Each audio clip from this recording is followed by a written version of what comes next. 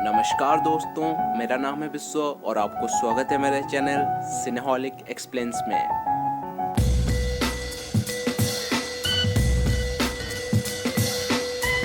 दोस्तों, आज मैं एक्सप्लेन करने वाला हूँ 2010 में आई बॉलीवुड की psychological thriller movie Kartik calling Kartik. इस मूवी को क्रिटिक से काफ़ी अच्छा रिस्पांस मिला था। बॉक्स ऑफिस में कुछ खास कमाल नहीं कर पाया था। इस मूवी को डायरेक्ट किए हैं विजय लालवानी ने। मूवी के मुख्य किरदार में हैं फरहान अख्तर आज कार्तिक, जो कि बहुत शांत और सरल टाइप का बंदा था और एक कंस्ट्रक्शन कंपनी में काम करता था। दीपिका पादुकोण आज सोनाली, ये एक मॉडर्न लड़की थी और कार्तिक के ऑफिस में काम करती थी। राम कपूर आज कामत, जो कि कार्तिक का बॉस था।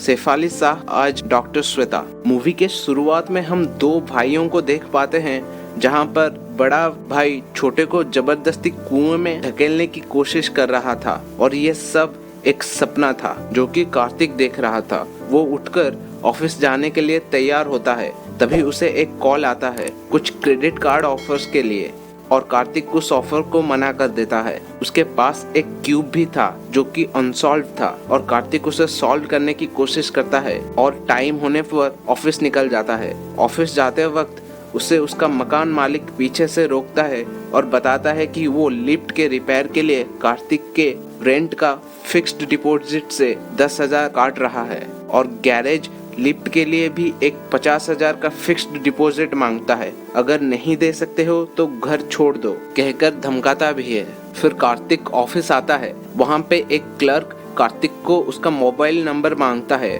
कार्तिक बताता है कि उसके पास कोई मोबाइल फोन नहीं है। कार्तिक को लगता था मोबाइल बैटरी के रेडिएशन से दिमाग पे बुरा असर पड़ता है, इसलिए वो कोई मोबाइल फोन नहीं यूज करता था। कार्तिक को उसका बॉस बुलाता है और उसे बताता है कि उसने आज तक एक भी क्लाइंट नहीं लाया है और इस कंस्ट्रक्शन कंपनी में एक भी लैंड का डील नहीं किया है। कामत उसे वार्निंग देता है, अगर इस महीने कार्तिक 2 डील्स नहीं किए तो वो उसे जॉब से निकाल देगा। कार्तिक उसे बताता है, सर ऑफिस का सारा पेपर वर्क्स भी मैं संभालता हूँ, लेकिन कामत को कोई एक्सक्यूजेस नहीं सुनने थे। फिर ऑफिस में सोनाली आती है। कार्तिक उसे वन साइडेड प्यार करता था, लेकिन वो सोनाली से कभी भी बात नहीं किया था। कार्तिक उसे हमेशा ईमेल भेजने की कोशिश करता था, लेकिन आखिरी वक्त पर भेज नहीं पाता था। तभी सोनाली का चक्कर उसकी ऑफिस के और एक लड़का आशीष के साथ चल रहा था। वो दोनों मोबाइल से टेक्स्ट करके बातें किया करते थे और कार्तिक को ये बात पता था, लेकिन वो फिर भी सोनाली को चाहता था। रात को ऑफिस खत्म होती है। सोनाली अपने केबिन से बाहर निकलकर बाय कहती है। कार्तिक को लगता है सोनाली उसे कह रही है, लेकिन जब कार्तिक पीछे देखता है तो पीछे आशीष खड़ा था। तभी कामत कार्तिक को कॉल करता है और बताता है कि कल सुबह तक तुम रहे जाके सारे कॉन्ट्रैक्ट्स पेपर तैयार करके मुझे दो।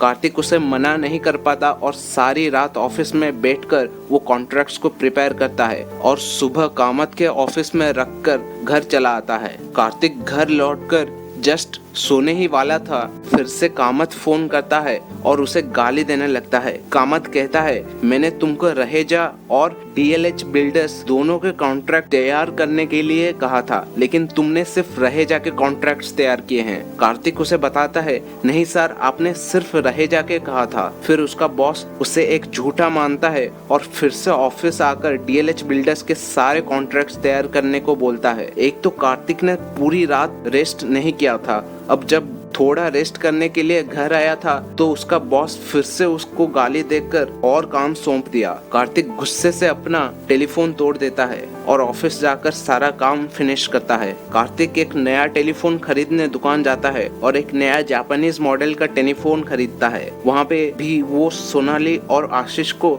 एक साथ देखता है और घर जाकर डिप्रेशन से सो जाता है। कार्तिक डॉक्टर श्वेता नामक एक साइकेट्रिस्ट के पास भी जाता था और वहाँ पे हमें पता चलता है कि बचपन में कार्तिक का बड़ा भाई उसे फिजिकली टॉर्चर करता था और कार्तिक अपने पेरेंट्स से भी कंप्लेन करने के बावजूद वो उसके बात नहीं सुनते थे। एक दिन कार्तिक का भाई कार्तिक को एक कुएं के पास ले जाता है और उसे जबरदस्ती ढकेलने की प्रयास करता है। इसी जबरदस्ती में कार्तिक निकल जाता है और उसका भाई का पैर फिसलने की वजह से वो कुएं में गिरकर मर जाता है। कार्तिक को आज भी लगता था उसका भाई का मौत का वजह वो खुद है और वो आज भी उस गिल्ट के साथ जी रहा था। ऑफिस में कार्तिक कामत से जाके पिछले दिन की बात करता है और बताता है, नहीं सर, आपने सिर्फ रहे जाके कॉन्ट्रैक्ट्स तैयार करने के लिए कहे थे, इसमें मेरी कोई गलती नहीं है। उसका बॉस अपना गलती को एक्सेप्ट नहीं करता और कार्तिक को सारे ऑफिस के सामने बेइज्जत करता है और उसे जॉब से निकाल देता है।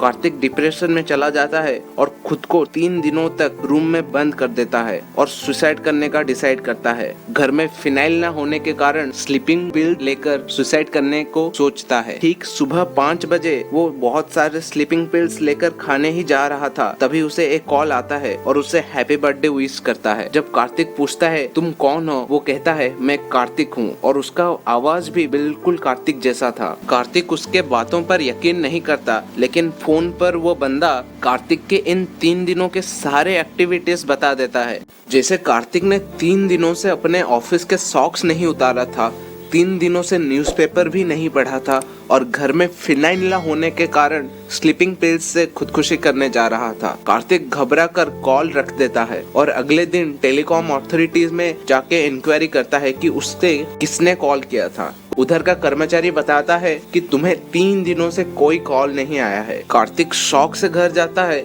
और उस कॉल का इंतजार करने लगता है। दोस्तों, अब कन्वीनियंस के लिए मैं फोन पर कार्तिक को कार्तिक 2 बताऊंगा। 5 बजे कार्तिक 2 फिर से कॉल करता है और बताता है, क्या तुम्हें मुझ पर विश्वास नहीं है या तुम अब भी सोच रहे हो कि ये एक सपना है, इसलिए तुम टेलीकॉम अथॉरिटी पे गए थे। कार्तिक 2 कार्तिक को उस पे यकीन करने को कहता है और वो उसकी किस्मत बदल देगा ये भी बताता है। कार्तिक 2 रियल लाइफ कार्तिक को टिप्स देना शुरू करता है और बताता है कि कार्तिक का सबसे बड़ा भूल ये है कि वो किसी को ना बोलना नहीं सीखा है। कार्तिक 2 उसे इनकार करने के लिए यकीन दिलाता है। अगले दिन जब कार्तिक बाहर निकलता है, उसका मकान मालिक उसे डिपॉजिट का पैसा मांगता है। कार्तिक उसे कहता है नहीं है?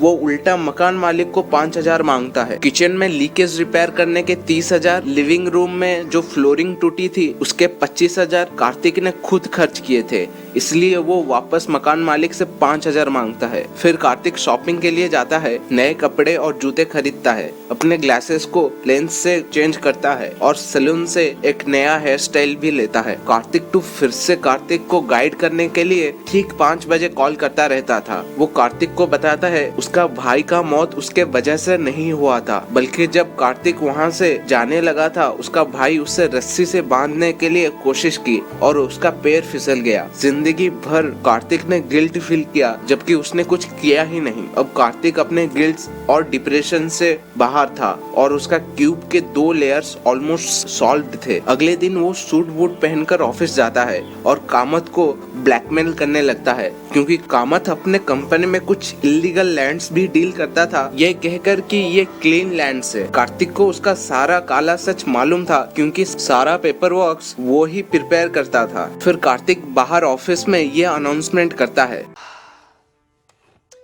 Good afternoon. अगर कोई बॉस को बताएगा कि 1984 के 15A बिल्डर्स एक्ट का अमेंडमेंट क्या है, तो बॉस उसे अपनी मर्सिडीज गिफ्ट कर देंगे।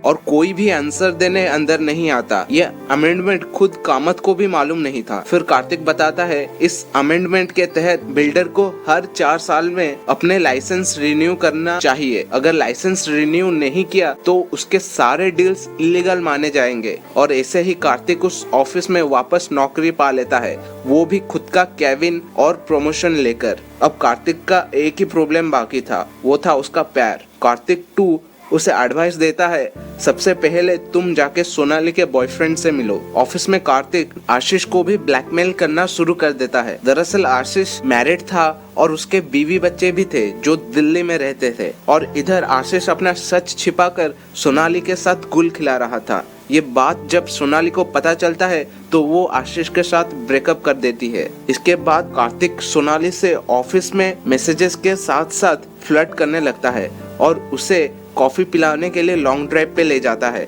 अब उसका लाइफ का ऑलमोस्ट सारा प्रॉब्लम सेट था और उसका क्यूब भी।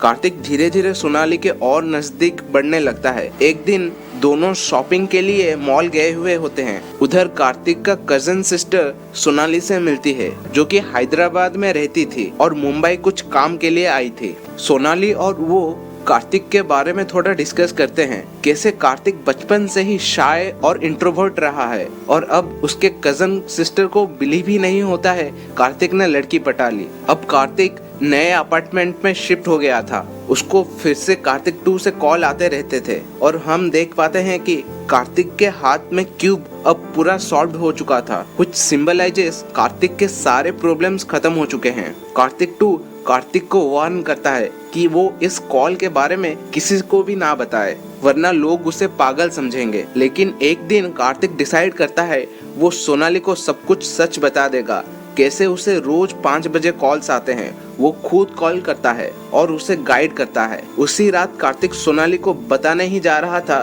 तभी उसका फोन का घंटी बजने लगता है। लेकिन वो कॉल उसके बैंक वालों से था। वो फिर से वापस आके सोनाली को सारा सच बता देता है। कार्तिक बताता है, मैं ही मुझे कॉल करता हूँ, मुझे पता नहीं है ये कैसे होता है, but it helps me a lot. Sonali कुछ भी समझ नहीं पाता।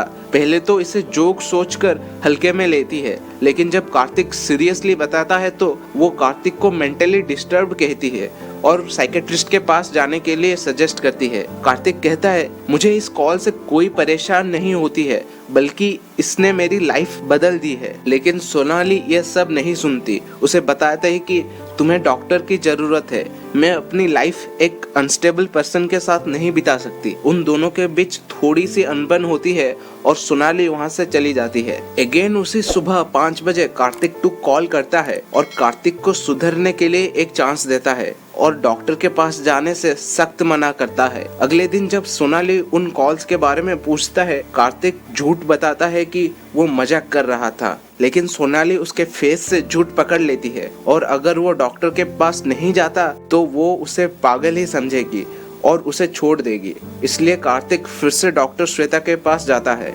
डॉक्टर श्वेता बताते हैं कि कार्तिक को स्किज़ोफ्रेनिया हो सकता है और ये कॉल्स सारे कार्तिक के इमेजिनेशंस हैं। लेकिन कार्तिक ये मानने को तैयार ही नहीं था। आज तक कार्तिक को कभी किसी के सामने वो कॉल नहीं आया था, इसलिए वो डॉक्टर श्वेता को अपने घर इनवाइट करता है ताकि उनको उसके बातों पर यकीन हो सके। अगले सुबह 4:30 बजे डॉक्टर श्वेता कार्तिक के घर पहुंच जाती हैं और कार्तिक के घर पर 5 बजे का कॉल को इंतजार करने लगती हैं। तभी 5 बजता है और फोन की घंटी बजने लगता है। ये देखकर डॉक्टर श्वेता भी शॉक हो गई थी। कॉल को कार्तिक रिसीव करता है और कार्तिक 2 को भी ये मालूम था डॉक्टर श्वेता आज कार्तिक के घर आई हैं। कार्तिक फोन डॉक्टर श्वेता को देता है और कार्तिक 2 उन्हें बताता है, यकीन दिलाऊं कि मैं कार्तिक हूँ, मैं भी कार्तिक हूँ।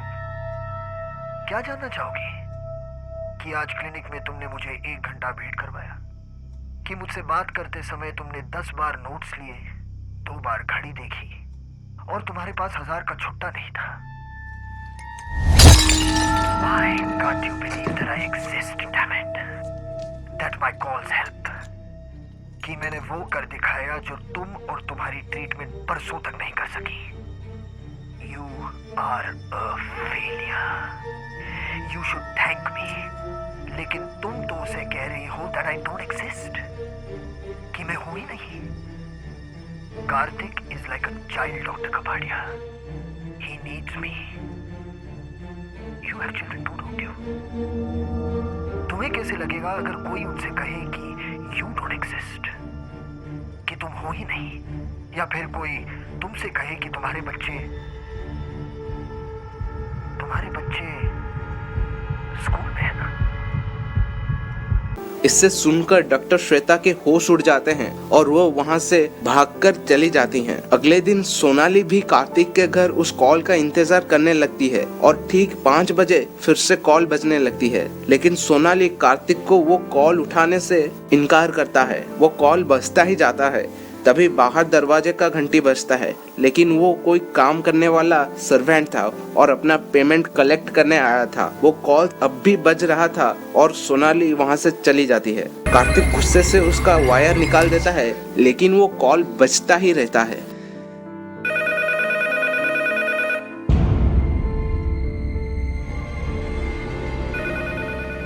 इस इंसिडेंट के बाद सोनाली कार्तिक को छोड़कर चली जाती है। कार्तिक वापस उस टेलीफोन वायर को कनेक्ट करता है और उस कॉल का वेट करने लगता है। फिर से कार्तिक 2 उसे कॉल करता है और उसे गाली देने लगता है। वो बताता है कि तुमने बहुत बड़ी गलती कर दी कार्तिक, अब सबक सिखाने का टाइम शुरू। मैं तुम्हें ऊपर पहुंचा सकता हूं और नीचे गिरा भी। कार्तिक 2 कार्तिक को बोलने का भी मौका नहीं देता और कॉल डिस्कनेक्ट हो जाता है। अगले दिन जब कार्तिक अपने ऑफिस जाता है तो उसका बॉस गुस्से से कार्तिक पे बरसने लगता है, क्योंकि कामत को देर रात कार्तिक ने कॉल करके उसे धमकाया था कि वो उसके बीवी को उसके अफेयर्स के बारे में बता देगा। कार्तिक मना करता है कि वो कॉल्स उसने नहीं किए थे, लेकिन कामत बोलता है, तुम्हें क्या लगता है मैं तुम्हारी आवाज पहचान नहीं सकता? कार्तिक ने कामत से कुछ क्लाइंट्स को भी कॉल किया था और कामत के इलीगल डील्स के बारे में बता दिया था, जिससे कामत को बहुत लॉस होने वाला था। इसलिए वो कार्तिक को धक्के मारकर अपने ऑफिस से फायर कर देता है। उसी दौरान सोनाली ऑफिस आती है और वो भी कार्तिक को बताती है कि पिछले रात उसने सोनाली को फोन करके उसके बारे में बहुत गंदी बातें किया था। कार्तिक सोनाली को समझाता है कि वो मैं नहीं था, लेकिन सोनाली उसका एक भी नहीं सुनती और चली जाती है। कार्तिक जब पेट्रोल पंप में अपना डेबिट कार्ड यूज करता है तो उसे पता चलता है कि उसका बैंक बैलेंस सब खत्म हो चुका है। जब बैंक में इंक्वायरी करने जाता है तो उसे पता चलता है पिछले रात किसी ने टेली बैंकिंग का इस्तेमाल करके उसके सारे पैसे चैरिटी में डोनेट कर दिए हैं। अब कार्तिक खत्म हो चुका था, उसके पास कुछ नहीं बचा था। वो एक दुकान जाकर काला चश्मा खरीदता है और कुछ सामान पैक करके रेलवे स्टेशन चले जाता है। वहाँ पे कार्तिक एक बूढ़े इंसान को उसके लिए एक टिकट खरीदने को कहता है। जब वो बूढ़ा इंसान पूछता है कहाँ के टिकट करवाने हैं, तो कार्तिक कहता है कहीं का भी कर दो, बट मुझे प्लीज मत बताना, मुझे आप सिर्फ प्लेटफॉर्म नंबर बता दो। कार्तिक टिकट लेकर उस अनजान ट्रेन में बैठ जाता है और अंधे होने का नाटक करने लगता है। कार्तिक किसी की हेल्प से अपने डेस्टिनेशन पर उतर जाता है और ऑटो में बैठकर उसे एक रैंडम होटल में ले जाने को कहता है। ऑटो वाला उसे एक होटल में ले चलता है। कार्तिक उस होटल को 2 वीक्स के लिए बुक करता है और अपने रूम से सारे स्टेशनरी ऑब्जेक्ट्स, टेलीफोन, टीवी को बाहर निकाल देता है। कार्तिक न्यूज़पेपर देने के लिए भी मना करता है और खाने के अलावा और कोई डिस्टरबेंस नहीं चाहिए ये भी कहता है। अब कार्तिक को खुद नहीं पता था वो किधर है, तो कार्तिक 2 को कैसे पता चलेगा? फिर सीन कुछ महीने बाद दिखाया जाता है जहां कार्तिक का लाइफ अब बदल चुका था। वो फिर से अपने नॉर्मल लाइफ जी रहा था। कार्तिक एक कुरियर ऑफिस में काम करता था और आज ऑफिस जाते वक्त वो एक रूबिक्स क्यूब खरीदता है। ऑफिस में कार्तिक का बॉस उसके काम से बहुत इम्प्रेस था और हमेशा कार्तिक को इस जॉब के लिए ओवर क्वालिफाइड समझता था। उसे लगता था कार्तिक को किसी बड़े कंपनी में होना चाहिए, लेकिन कार्तिक इस छोटे से जॉब में खुश था। आज भी कार्तिक सोनाली को ईमेल्स लिखता था, लेकिन भेजता नहीं था।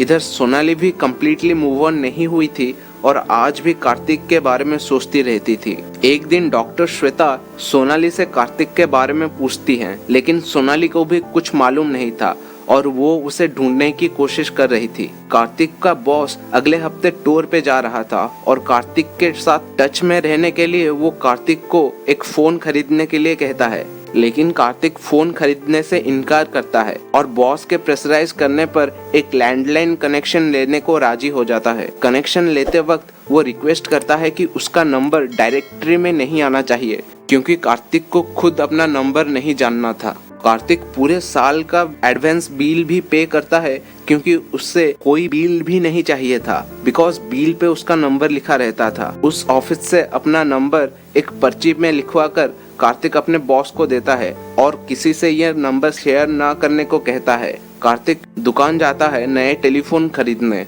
और फिर से वही जापानीज मॉडल का फोन खरीदता है। घर में जाकर फोन कनेक्ट करता है और 5 बजने का इंतजार करने लगता है। 5 बजने ही वाला था। कार्तिक का पसीने से बुरा हाल हो चुका था।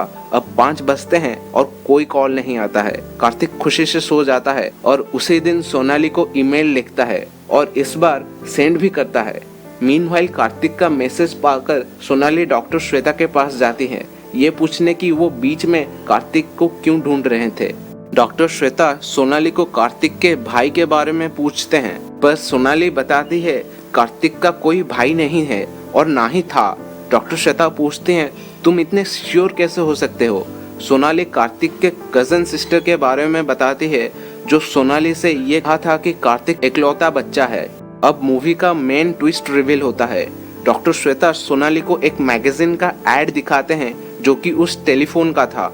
उसका एक सेल्फ रिमाइंडर का फीचर था जो कि एक अलार्म की तरह होता है। जिस टाइम में आप मैसेज सेट करोगे उसी टाइम पर फोन की घंटी बजेगी। असल में कार्तिक को मल्टीपल पर्सनैलिटी डिसऑर्डर था, जिसमें वो खुद का कॉल खुद पहले से रिकॉर्ड करता था और 5 बजे का रिमाइंडर देता था और सो जाता था। फिर 5 बजे उठकर उस रिकॉर्डेड मैसेज को सुनता था एज ए कॉल। दरअसल हमारा ब्रेन 2 हिस्सों में है, एक है कॉन्शियस और दूसरा है सबकॉन्शियस माइंड। वो सब कुछ जो हम देख पाते हैं, सुनते हैं और याद रखते हैं, उसे हमारा ब्रेन कॉन्शियस माइंड में स्टोर करता है। और वो सब कुछ जो हम देखते हैं, सुनते हैं लेकिन नोटिस नहीं करते हैं, उसे हमारा ब्रेन सबकॉन्शियस माइंड में रखता है। उस फोन को खरीदते वक्त कार्तिक को वो दुकानदार उस फोन के सारे फीचर्स बता रहा था, लेकिन कार्तिक का फोकस बाहर सोनाली पे था, इसलिए ये सब उसके सबकॉन्शियस माइंड में स्टोर हो गया था। ये बात जानकर